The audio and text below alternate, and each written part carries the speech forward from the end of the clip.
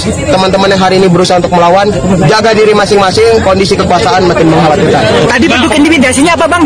Ya, ibu saya di rumah didatangi oleh aparat keamanan, ada dari TNI, ada dari Polri, menanyakan ke ibu saya, Melki itu biasa balik ke rumah kapan, Melki itu kegiatannya dulu kalau di rumah ngapain aja, ibu komunikasinya gimana dengan Melki. Jadi itu berapa kali ditanyakan, termasuk guru di sekolah saya juga ada yang menelpon ke sekolah SMA saya, menanyakan dulu pas sekolah Melki itu ngapain gitu.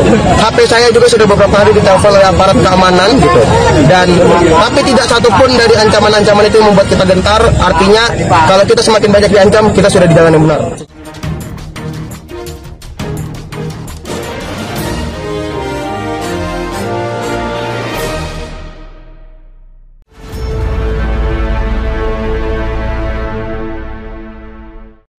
Halo, apa kabar Anda semua? Semoga selalu dalam keadaan sehat walafiat, tetap semangat. Kita kembali lagi berjumpa bersama dengan Bung Rocky Gerung. Ini kelihatannya keren banget ini, belakangnya pohon-pohon kelapa menjulang tinggi nih, Bung Rocky.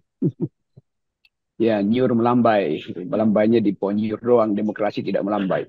Saya lagi ada di Banyuwangi, di teman-teman mahasiswa ngundang ada di Universitas Islam Darussalam. Universitas Islam Darussalam. Gimana? Jadi mood mahasiswa di Banyuwangi apakah sama dengan mood di UI? Karena Anda kemarin sebelum juga di UI. Iya, kelihatannya mereka juga ikuti itu pembicaraan. Kan BEM se-Nusantara atau se-Indonesia itu kan terkait. Jadi apa yang viral di UI pasti viral di Banyuwangi. Apa yang viral di Banyuwangi pasti viral di Sumatera Utara. Kira-kira begitu. Jadi sudah ada semacam jaringan yang mengontrol demokrasi kita melalui suara-suara para mahasiswa. Jadi saya senang karena kehidupan demokrasi kita masih bisa diselamatkan justru oleh suara-suara mahasiswa, walaupun ditekan-tekan seperti Melki di UI kemarin. Dia betul-betul ditekan dan dia merasa semakin ditekan berarti semakin ada di jalan yang benar gitu. Iya ya, mulai ada ya intimidasi gitu mulai berlangsung, dan yang mengejutkan justru buzzer gitu yang dulu bagian dari itu, mereka juga minta, wah udah mulai main intimidasi gitu, buzzer yang dulu mendukung Pak Jokowi udah mulai bersuara soal itu gitu. Ya kalau buzzer sadar itu karena duitnya kurang.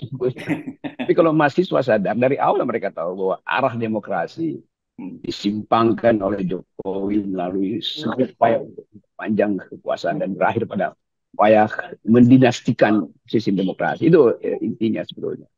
Iya, iya. Dan tapi yang menarik karena kalau ngomongin ini, kita ngomongin nanti ya intimidasi. F.X. Rudi, Ketua DPC PDIP Solo, merasa bahwa ini kok dia mulai diintimidasi juga karena katanya ada polisi yang mendatangi kantor DPC PDIP di Solo gitu. Tapi kemudian kata polisinya enggak, ini bagian dari pengamanan tentunya. Tapi menarik ini kalau orang yang dulu juga bagian dari kekuasaan pun merasa terintimidasi gitu. Jadi kita lihat satu pola baru karena Pak Jokowi merasa mungkin kecolongan di Mahkamah Konstitusi, jadi akan all out lagi. Walaupun mau diselamatkan dengan cara menggerakkan aparat, tapi di bawah sebetulnya aparat itu mendua. Saya ketemu dengan beberapa aparat yang merasa bahwa ya Pak Rocky tahu memang apa yang sedang terjadi, tapi kami hanya bekerja. Jadi itu intinya. Itu tidak murni bahwa aparat itu hendak menghalangi suara masyarakat sipil, hendak menghalangi suara mahasiswa. Di UI juga kemarin begitu, saudara Melki itu dipanggil oleh rektor untuk membatalkan diskusi saya dengan para mahasiswa. Bukan cuma saya. Di situ ada Bivitri Susanti, ada Haris Asrar, dan ada Faisal Basri itu. Tetapi mereka menganggap bahwa ini adalah hak untuk mendengarkan di akhir pembicaraan. Bahkan ada anak SMA ikut dalam diskusi dan merasa berhak untuk menentukan isi demokrasi 2024. Bukan sekedar Gibran yang harus diloloskan. Semua orang yang punya kapasitas, termasuk Ketua BEM-UI, boleh dong jadi presiden bahkan. Jadi terjadi semacam kesepakatan publik bahwa Indonesia harus dituntun dengan akal pikiran.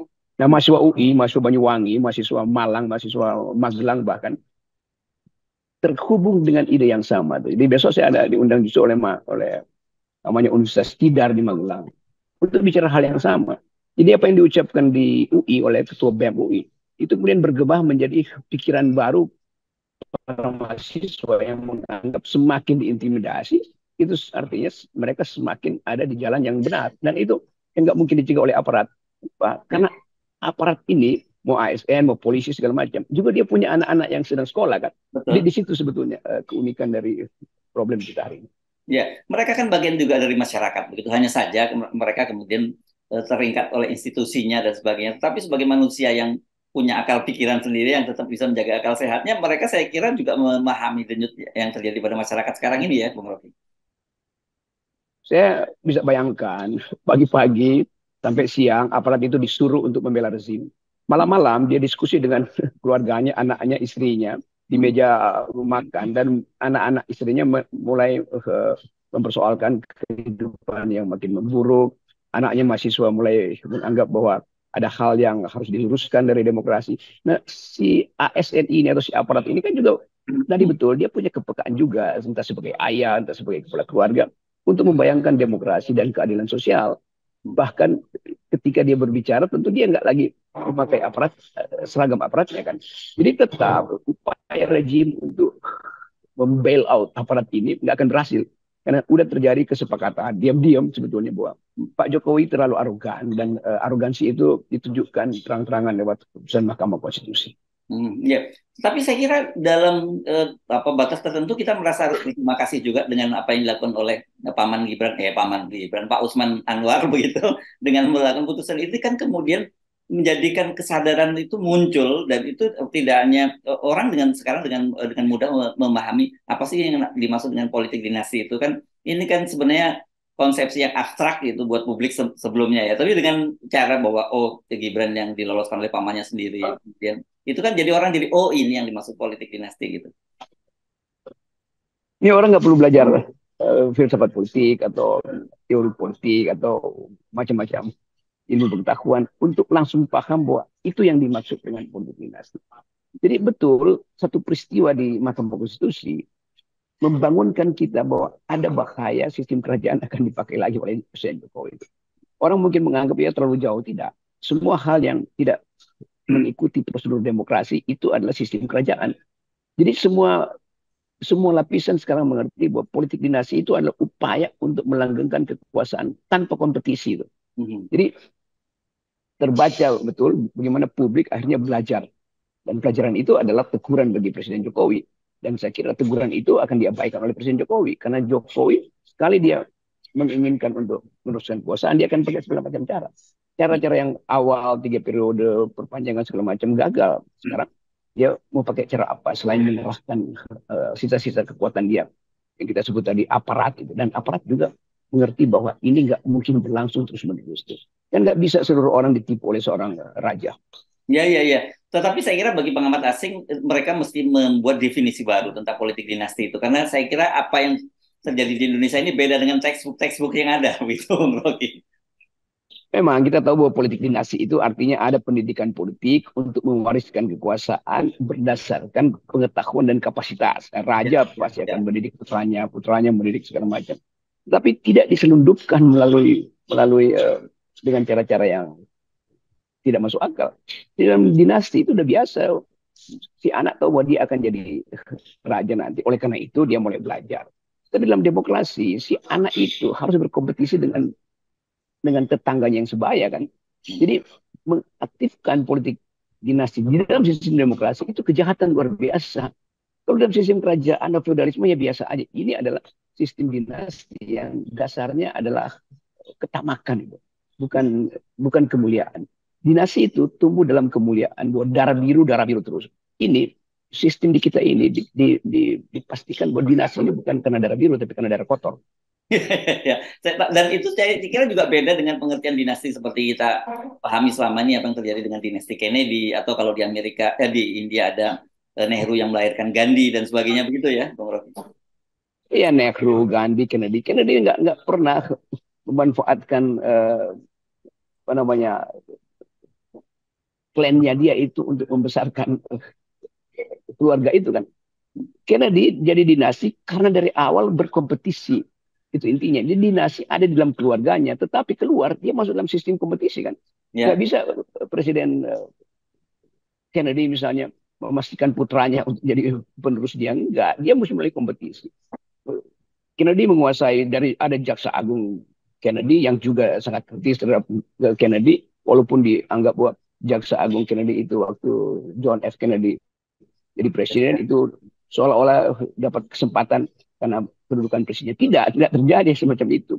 Betul-betul ada kompetisi dan betul-betul jaksa siapa namanya, Robert Kennedy itu Ya, Ted untuk Kennedy ya memperlihatkan bahwa panggilannya. Hmm. dia itu datang untuk mengamankan negara, bukan untuk mengamankan keluarganya. Ya, oke. Nah, tetapi kan yang terjadi justru sekarang, walaupun kita sebenarnya dengan memberikan catatan tidak perlu terlalu terkejut ketika Pak Jokowi menyatakan kemarin masih banyak drama Korea, karena padahal drama itu yang menciptakan dia sendiri. Dan menurut orang dekatnya dulu ya, Andi Wijayanto, Gubernur Lemhanas itu ya sebenarnya drama, dan juga produsernya itu Pak Jokowi sendiri. Dan kemudian Pak Jokowi sendiri jangan coba-coba intervensi pemilu. Loh, yang intervensi siapa gitu? Yang punya intervensi itu kan yang punya kekuasaan. Jadi kadang-kadang kita berpikir ya, Pak Jokowi seperti Anda sebut memang delusi dia. Dia mengingatkan diri sendiri gitu. Ya betul, tadi itu istilah intervensi juga muncul di dalam kesimpulan dari MK. Di dalam 1.8 saya baca itu, MK Jimli Asidik menuliskan karena menemukan bahwa Ketua Mahkamah Konstitusi diintervensi oleh kekuatan luar. Nah, itu dia. Nah, sekarang kita mau tanya pada Pak Jimli, buka siapa kekuatan luar itu? Apakah Pak Usman itu diintervensi oleh Melki? Apakah Pak Usman itu diintervensi oleh seorang pemain bola atau seorang budayawan? Pasti tidak. Jadi Jimli juga mesti fair, karena ini informasi publik. Siapa yang dimaksud dengan kekuatan luar yang mengintervensi keputusan Mahkamah Konstitusi, yang mengintervensi netralitas dari Ketua MK? Itu pertanyaan yang nanti akan bikin heboh ulang. Jadi tetap kita tagih pada Pak Jimli, sebutkan siapa manusia yang mengintervensi Mahkamah Konstitusi. Karena itu ada dalam kesimpulan. Ya. Dan saya kira kan kalau dari terminologi intervensi itu orang yang punya kekuatan kan, dia yang punya kekuatan. Kalau civil society kan nggak mungkin mereka melakukan intervensi. Paling melakukan apa? Malah melakukan pressure saja begitu ya, Bung Rocky. Ya, pressure itu pun pressure publik begitu. Dan juga istilah Betul. intervensi itu digunakan lagi oleh Pak Jokowi. Jangan coba-coba intervensi. Loh, yang punya kekuatan untuk intervensi Pilpres itu ya hanya Pak Jokowi di Indonesia ini. Jadi sebetulnya bukan lagi samar-samar. Jelas yang intervensi adalah bukan Jin Tomang atau tuyul dari Ancol. Tapi ini betul-betul sosok yang berkuasa di Monas. Itu intinya. Jadi tetap kita mau tunggu. Jimli harus ditagih oleh pers siapa yang Anda maksud kekuatan dari luar.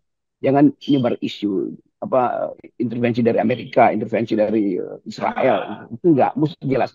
Karena di dalam poin itu jelas disebutkan bahwa Mahkamah Konstitusi diintervensi oleh kekuatan dari luar. Di dalam poin 8. Jadi mesti diterangkan siapa yang intervensi, sebutkan jabatannya, demi kepentingan apa.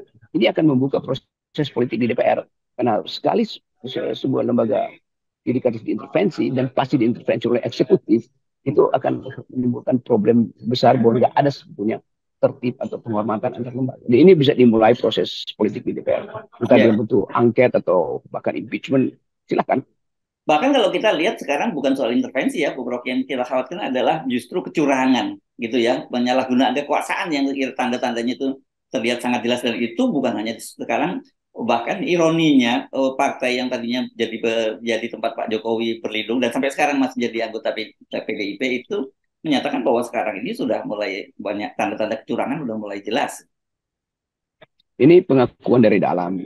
Artinya mereka yang pernah melakukan kecurangan akhirnya tahu mana yang curang, mana yang enggak. Publik luar mungkin enggak sejauh itu. Tapi ini penting, ada semacam pertobatan lah, bahwa kalian dulu pernah berbuat curang, sekarang kalian dicurangi oleh orang yang hasil dari kecurangan kalian kan.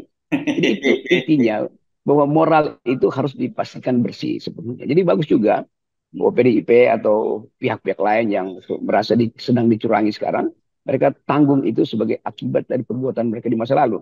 Tapi bukan itu yang jadi problem soal balas dendam. Kita mulai dengan hal yang baru. Jadi kebersihan itu harus dimulai dari mereka yang mengetahui bahwa ada kekotoran yang dibuat di masa lalu. Jadi bagus juga kalau ada pengakuan-pengakuan semacam itu. Baik, semakin banyak pengakuan semakin membuat kita muak ya, Bung Rocky ya. Kami muak.